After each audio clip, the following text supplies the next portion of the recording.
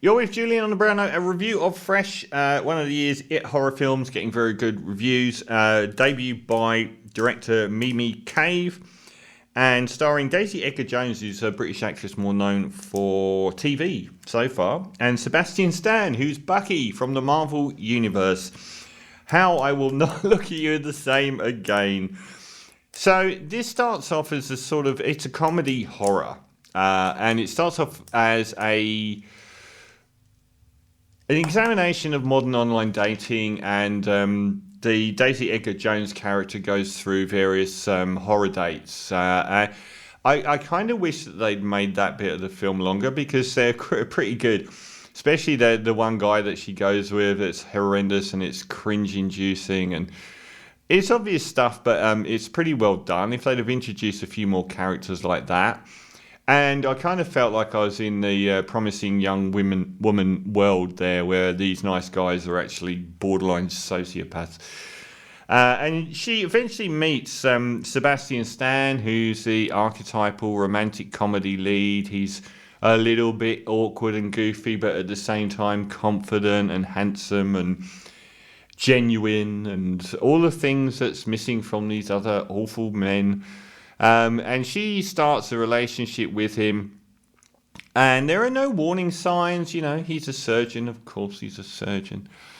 And she goes away with him for a week. He wants to take her to some natural beauty spot and stay in the log cabin by the lake. But they leave too late, so he says, "Can we? My place is on the way. It's in the country, and we can stop there at night. And rather than drive at night through these country roads, we can go in the morning." Still no alarm bells. Little bit for me though, because it's a horror film.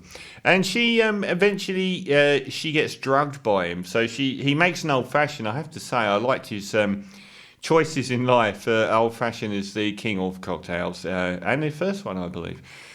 He makes the one, and she passes out and wakes up, and she's chained to a wall. Then we find out that, and this is all real, this is pretty close to, I really like the fact that all this opening half an hour while this is happening is pre-titles. I'm a big fan of them holding the titles off until a ridiculously long way into the film. I think No Time to Die, the Bomb one, it was like 40 minutes into the film, which was the best 40 minutes of the film, I have to say, before they did the whole titles. So she finds out that her paramour is actually someone that enjoys eating humans and trades the meat, and he's a surgeon. So not only does he sell only girl meat, they taste better, and that's what his clientele wants, but he enjoys the craft himself. And we get probably the best scenes in the film, these madcap to music scenes of him deliciously enjoying human meat, and here's a steak from the buttock, and this is how you fry it up, and really getting into it. And they're probably the strongest elements of the film. Honestly, that opening sort of half hour or so is by far the strongest, and it's where it throws up so many interesting paradigms and interesting ideas about the treatment of women and the treatment of industrial farming, and all of that kind of stuff is sort of just laid out there. And I don't know that it really pursued it.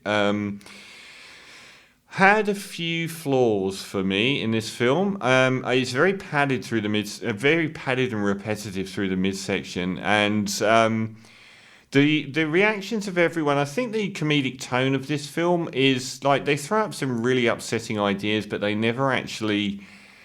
They don't feel that upsetting because of the lightness of the tone, and I can totally go for satirical and comical in horrors like this. Promising Young Woman being case in point. But it made everything feel low stakes. It made everything feel quite low stakes. So I kind of expected a lot more. Everyone seems to be, I don't know, they sort of align themselves with being sort of okay with this horrific environment where they're basically chained up and they're going to have their leg chopped off and sold to lots of appalling rich people to and he's like he puts their panties in the box with the stakes and stuff like that, and they seem to acclimatise to this universe a little bit too easily, and I did find it quite repetitive in that midsection. I did kind of wonder, what are you going to try and escape at some point? Because there wasn't really a lot of that going on, and you're just kind of looking at everything thinking, that doesn't look too hard to get out of. He's got this big plaid where it's a prison, basically, and he's got women in different rooms and all that kind of stuff. So I did, like, some of the stuff about eating human flesh was revolting because it's some of the stuff she does to survive. I did like that in that other horror film, The Wrong Turn, which in the second half featured. I was amazed by the second half of that trash film because of what the heroine would do to survive. I really appreciated that, and we get a bit of that here. And that I really like that about her performance in this, was that she was prepared to use her brain and to put herself through some really horrific stuff. He cuts her bum off. I mean, ooh. But not that. The fact that she would actually, try and use her head to get out of this impossible situation, I just didn't think it was. I kind of felt like, you can get out of this somehow. You're being given a fair amount of leeway here. So anyway, I won't spoil any of the further plot, but there isn't much. Do you know what? If you want to watch a film about the horrors of industrial meat farming, watch Okja. That Oscar-winning Korean director made a masterpiece with that film. If you want to watch a film about women being meat, Pretty Young Woman aces this on every level. Every level.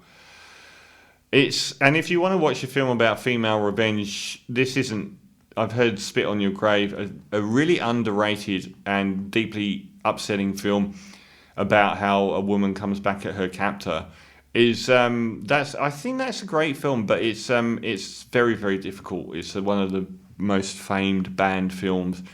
But this has nothing. It really does peter out into virtually nothing.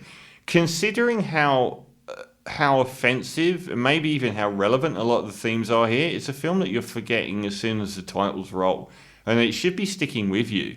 I mean, Pretty Young Woman was amazing, and its look at the whole nice guy universe and the way that women are treated was just fantastic, and it stuck with me for ages.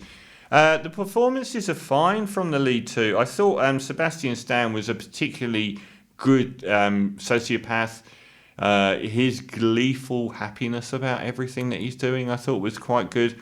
Probably the high point of the film, and so was Daisy Edgar-Jones. But once you get 40 minutes in, you're in a holding pattern until a pretty obvious denouement. It was. I did wonder how she was getting to get out of it, and I did guess, and that's a reasonably good part of the film, but it just goes nowhere. So unfortunately, Fresh is nowhere near as good as it's being made out to be. A pretty flat 6 out of 10.